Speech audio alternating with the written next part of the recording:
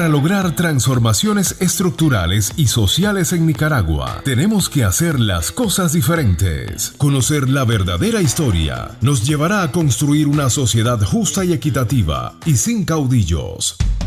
Comparte con nosotros tus puntos de vista, análisis y las cosas como deben ser. Una hora con Álvaro Somoza. Un podcast de la Alianza por la Libertad de Nicaragua. Suscríbete. Muy buenas tardes, queridos amigos nicaragüenses. Bienvenidos al programa Una Hora con Álvaro Somoza. Aquí, como ustedes saben, estamos donde vive la verdad. Yo tengo un compromiso moral de desenmascarar las mentiras sandinistas, sobre todo del régimen Ortega Murillo. Por favor, no se olviden de suscribirse en YouTube al programa Una Hora con Álvaro Somoza. Es muy importante. Estamos llegando a los 15,000 ya afiliados, suscriptores, así que por favor, les toma 2 segundos, no cuesta un centavo y es secreto. Ok, mis amigos, este segmento que voy a relatarles se titula "Ya es hora de declarar al Frente Sandinista como una organización terrorista". Eso es importantísimo ante el mundo. El sandinismo tiene que estar identificado como cruel, criminales, asesinos, ladrones del pueblo de Nicaragua, usurpadores de la democracia. Aquí les voy a explicar a lo que me estoy refiriendo.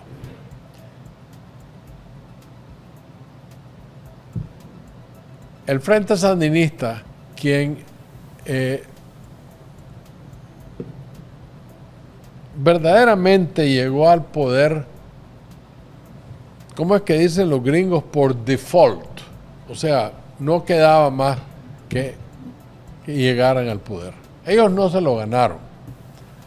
El presidente, para dejar de derramar sangre y seguir una guerra que no iba a terminar, porque el sandinismo jamás venció a la Guardia Nacional. Tuvieron control de ciertas cosas, pero la Guardia lo sacaba. Todo el tiempo, ellos sorpresivamente se metían a una ciudad, se agarraban unas cuantas cuadras, mataban un poco de gente que ellos decían ajusticiar, y el ejército tenía que entrar y limpiar, y así hicieron en todo Nicaragua. La razón que llegaron al poder es que el presidente Anastasio Somoza renunció a la presidencia y se retiró de Nicaragua, a como lo habían acordado en la OEA. Pero habían promesas ahí que no se cumplieron. Por ende, el Frente Sandinista toma posesión con las armas del poder de Nicaragua. El retiro de la ayuda económica y militar de los Estados Unidos, que dicho sea de paso, en aquel tiempo era de $2 millones al año. Pueden buscarlo y van a ver. $2 millones al año le daban los gringos para educación de oficiales, para entrenamiento, soldados, etcétera, etcétera. Muy poco, y si en realidad había muy poco para armas y municiones y qué sé yo. Eso imposibilitó la eliminación de la guerrilla. Todos esos guerrilleros fueron entrenados en Cuba. Les voy a hacer un pequeño paréntesis aquí. La semana antepasada estuve en Washington una semana investigando para la memoria de la biografía de don Luis Somoza. Ahí estuve con un amigo mío y todos los días 12 horas de investigación. Leí un artículo en La Nación, el periódico de San José, Costa Rica, para cuando llegó el presidente Kennedy a la reunión de presidentes de Centroamérica, en el abril o marzo creo que fue, del 63. Y una de las cosas que me llamó la atención fue que entre las cosas que los presidentes querían hablar con el presidente Kennedy, es que ya habían recibido información que más de 1.200 guerrilleros, terroristas, habían sido entrenados ya en Cuba para irse a infiltrar América Latina. Ahí sale en las noticias y todo el artículo. En 63, ya Fidel Castro estaba infiltrando ilegalmente en toda Latinoamérica guerrilleros entrenados por ellos. Ahí se entrenó Hugo Torres, ahí se entrenó un poco de gente. Todos fueron entrenados en Cuba. ¿Qué es lo que pensaban hacer los sandinistas? Replicar el modelo fracasado comunista de Cuba. Esa es la verdad. A mí me lo confirmó el doctor Rafael Solís. ¿Quién más sandinista que ese? Que él tuvo que ir a Cuba en los 80 a decirle a Castro con una comitiva: no podemos seguir haciendo lo que usted hizo en Cuba. Nicaragua no se presta para eso. Pero que lo quisieron hacer, lo quisieron hacer. Un modelo fracasado que le querían imponer a los nicaragüenses. Una vez en el poder, en los 80, hasta que fueron derrotados por la presión ejercida por la noble contrarrevolución, ellos 11 años destruyeron Nicaragua. Y la contra los obligó a convocar elecciones donde fueron derrotados claramente por la Unión Nacional Opositora, la UNO, y encabezada por doña Violeta Barrios de Chamorro.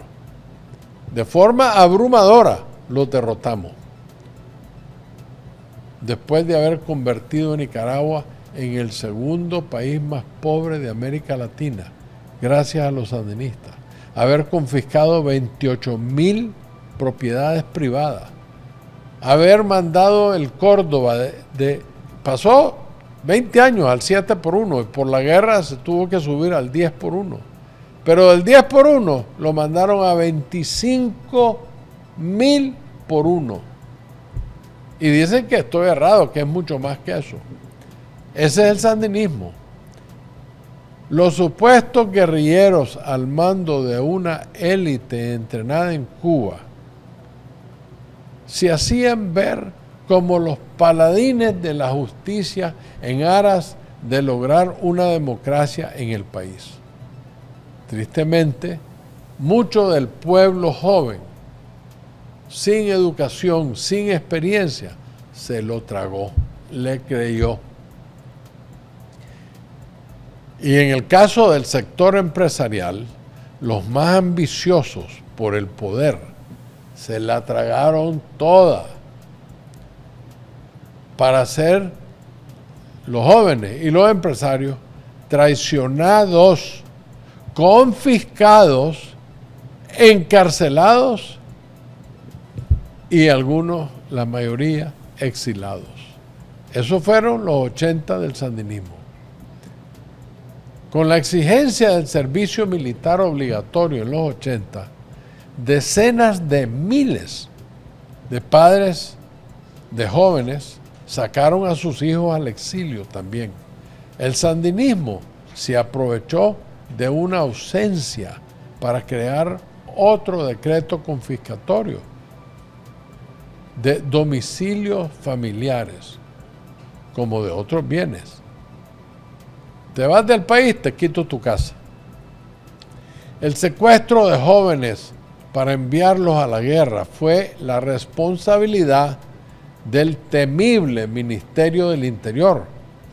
¿Y quiénes estaban en el Ministerio del Interior en esa época? Los 4 terroristas a cargo de esas operaciones eran Tomás Borges, Luis Carrión, Hugo Torres y Lenín Serna. Decenas de miles de jóvenes murieron en el servicio militar obligatorio. El sandinismo lo hizo.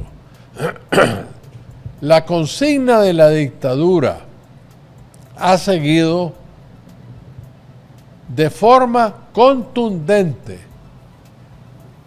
Lo dijo Tomás Borges. Se los voy a repetir para que entiendan el cinismo de esta gente.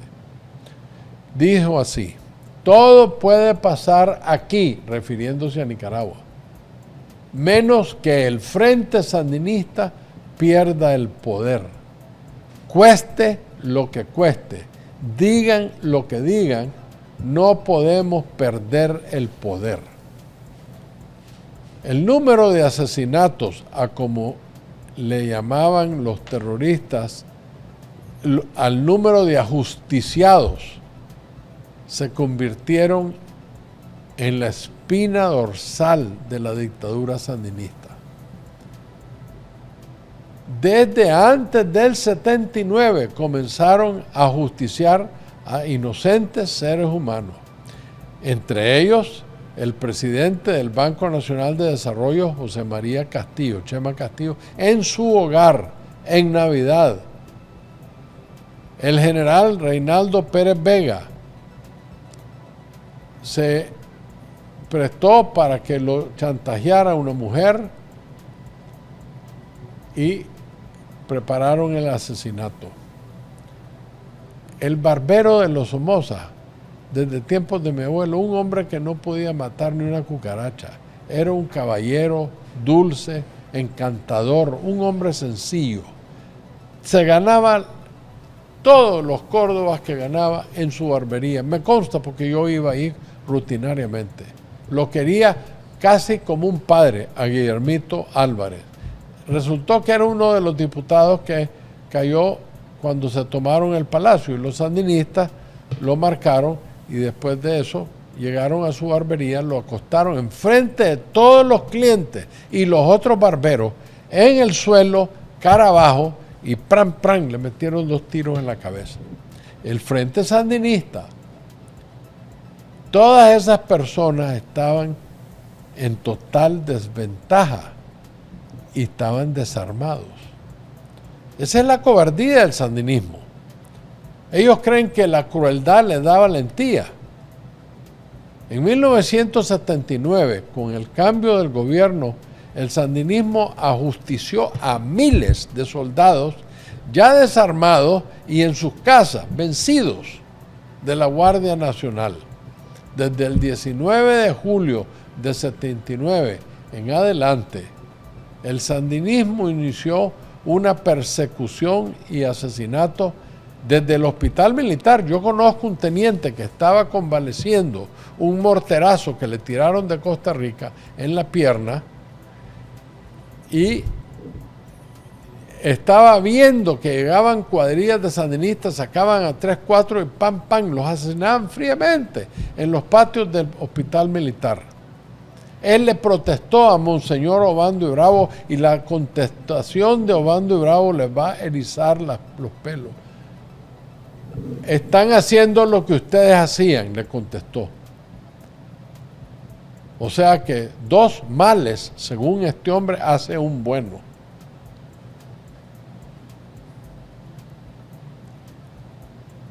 El asesinato de Jorge Salazar en 79. Presidente del COSEP, asesinado por la espalda en el crucero, en su vehículo.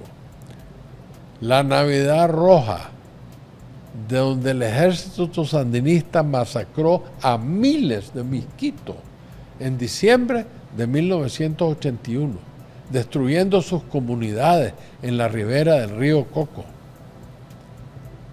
Desde la pérdida del poder vía elecciones en 1990 y producto de las acciones de impunidad por el ministro de la Presidencia, don Toño Lacayo, el gobierno entrante de la señora Violeta Barrios de Chamorro, los sandinistas dijeron que iban a gobernar desde abajo. Famosa frase. Y Toño Lacayo hasta cierto punto los dejó. ¿Cómo? Vía chantajes asesinando a más de 400 líderes de la Contra en manos del ejército. No crean que esto fue uno que otro. El ejército mandaba matar a líderes comandantes de la Contra. A quien no le bastaba con asesinar a los pobres Contra, muchísimos fueron vilmente torturados antes de ser ejecutados, eliminando así a opositores del régimen.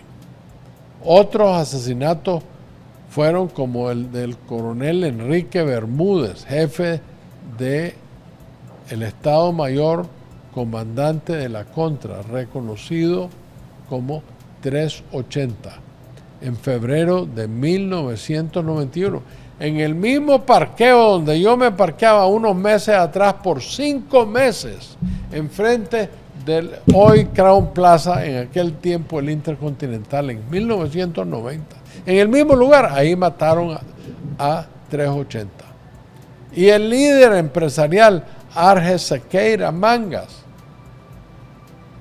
en noviembre de 1992, 2 años después de haber tomado posesión doña Violeta, Carlos Guadamuz,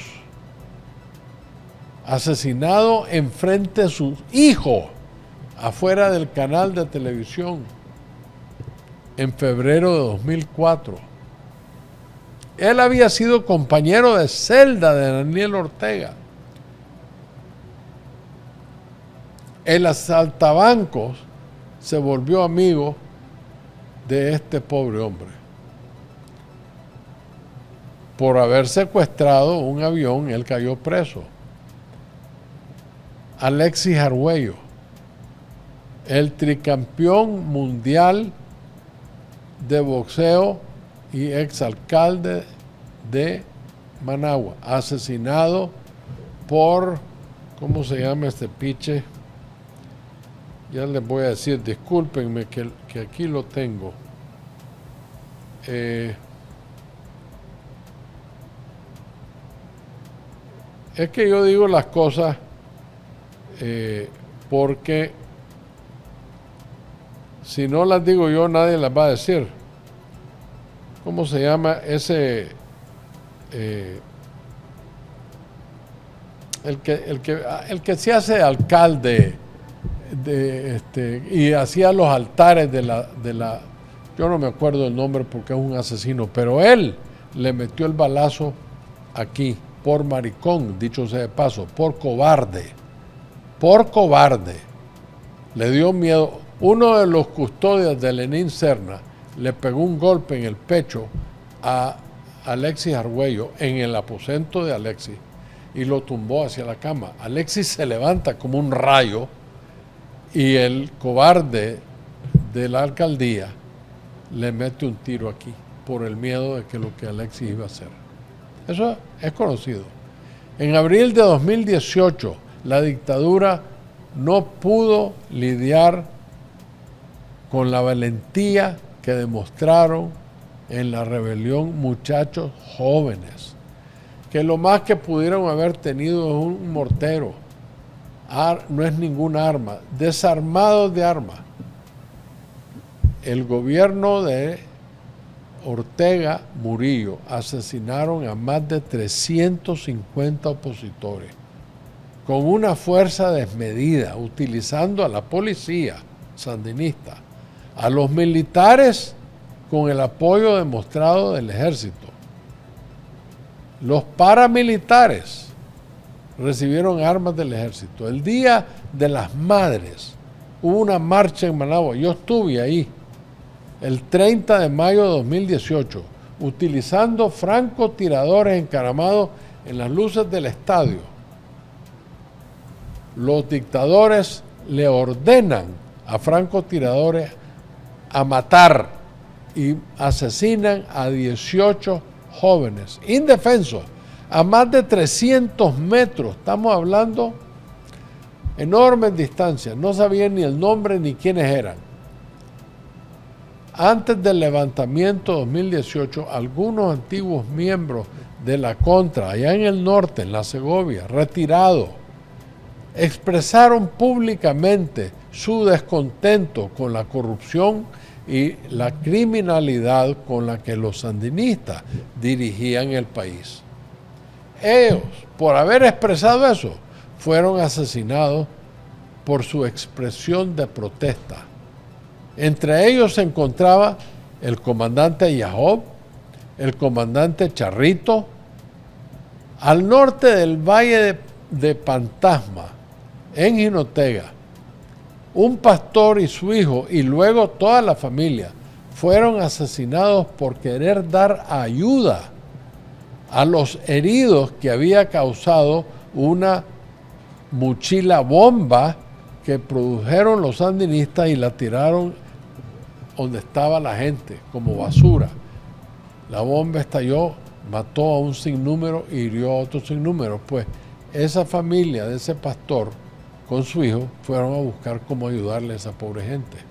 Los sandinistas lo desbarataron, lo descuartizaron. Eso es lo que es el sandinismo. Lo que le llaman la limpieza tras del levantamiento. Se cobró numerosas vidas en todo el país, en todos los tranques, mataron gente. En el norte del territorio, en la Contra, los sandinistas asesinaron a otros comandantes de la Contra, como el comandante Sheriff, el comandante Pablo Negro, el Cabezón y su hijo. Estos dos últimos, el Cabezón y su hijo, fueron asesinados en Trojes, Honduras, no en Nicaragua. Formaban una gran familia de apellido Montenegro. Los sandinistas asesinaron un total de 4 miembros de esa familia. Desde el levantamiento de 2018, los sandinistas se han jactado del brazo largo de la revolución, ¿verdad? Ustedes lo han escuchado. Eso corresponde a las pasadas de cuenta a sus adversarios, en activos o pasivos, no importa, son adversarios fuera de las fronteras de Nicaragua. El cobarde asesinato del capitán Pablo Emilio Salazar, conocido como comandante Bravo, en Honduras, después de la guerra, el hombre se va a Honduras, lo entrampan con una mujer y lo asesinan. Lenín Serna fue el que encabezaba esa célula de sicarios.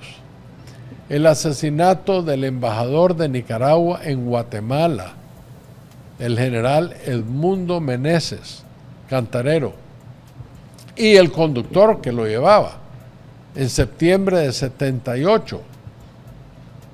El sandinismo aceptó que un grupo guerrillero en Guatemala ejecutara eso para ellos.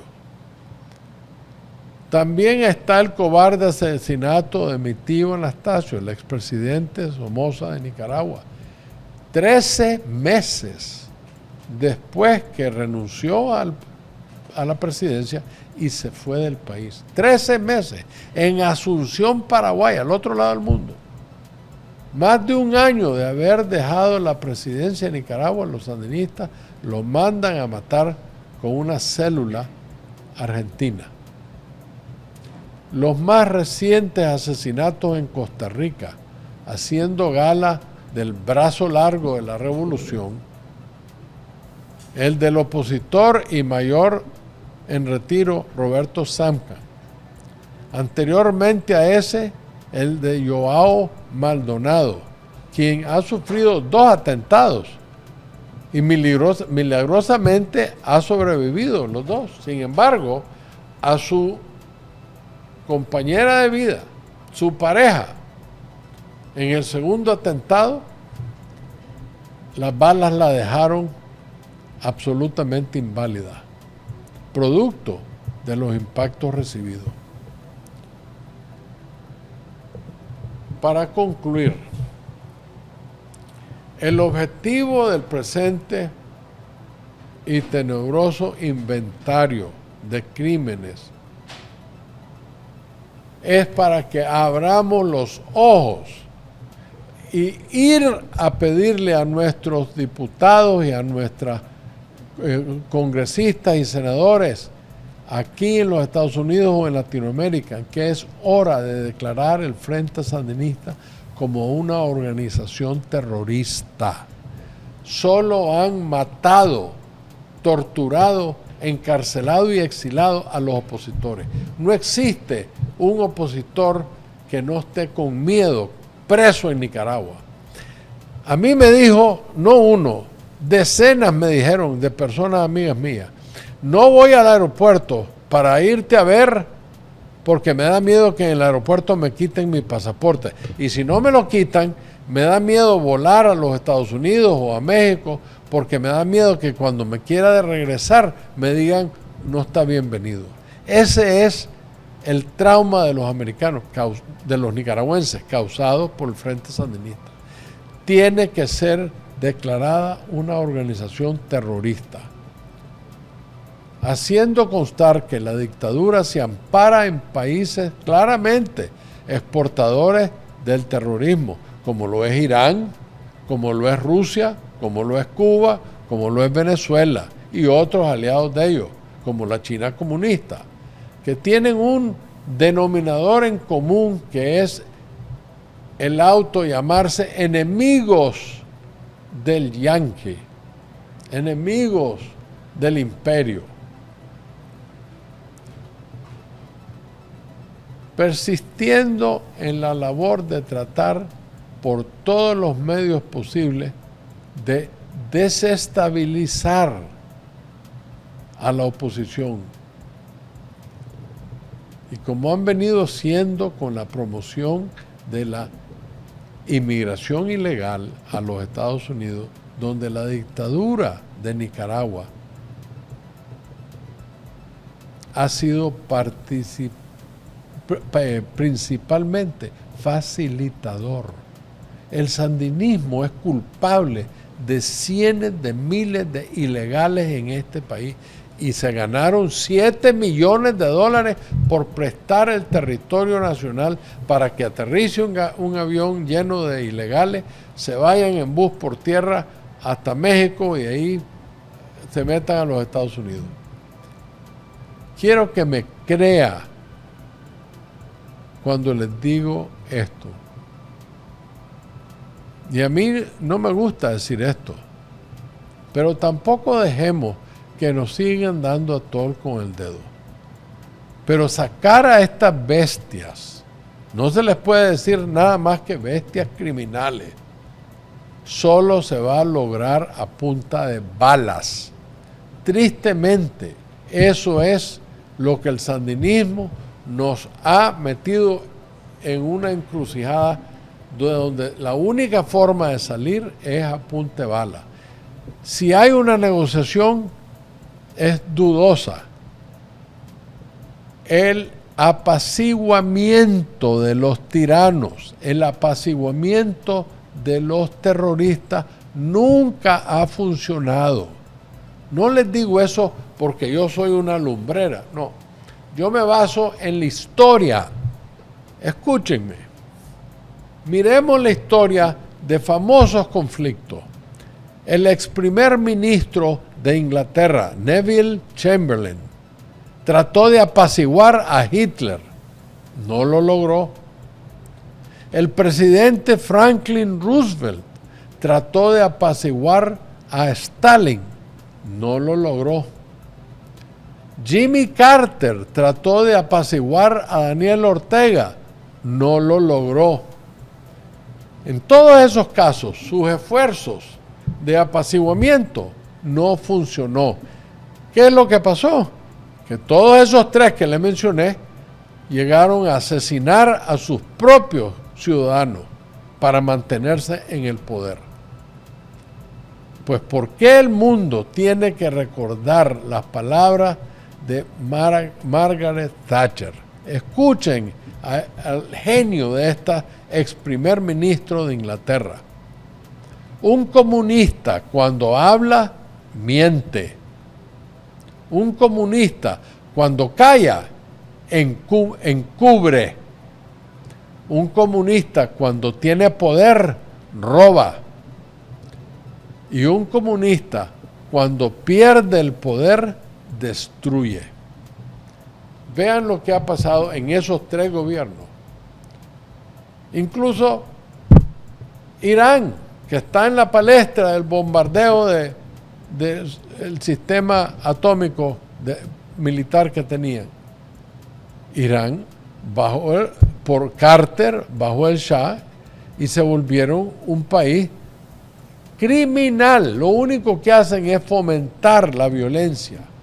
Con todo y los religiosos cotanudos que andan, es lo que saben hacer, producir violencia. Aquí les vuelvo a dar el número de WhatsApp del Partido Liberal y de la Alianza por la Libertad de Nicaragua. Por favor, apúntenlo. Se va a salir en una línea abajo, pero apúntenlo. 786-960-4180. Cada uno de ustedes me puede dejar un mensaje oral o escrito, pero me mandan una foto de sus identidades para poderlos afiliar. Tengo ya arriba de 4,000 afiliados con cédulas, nombres y todo. Nadie los puede averiguar más que yo, y son miembros del Partido Liberal en los Estados Unidos y la Alianza por la Libertad de Nicaragua. Todo bajo el paraguas de la vocería en unidad de oposición. Muchísimas gracias por haberme escuchado el día de hoy. Por favor, compartan este video, difundan la noticia.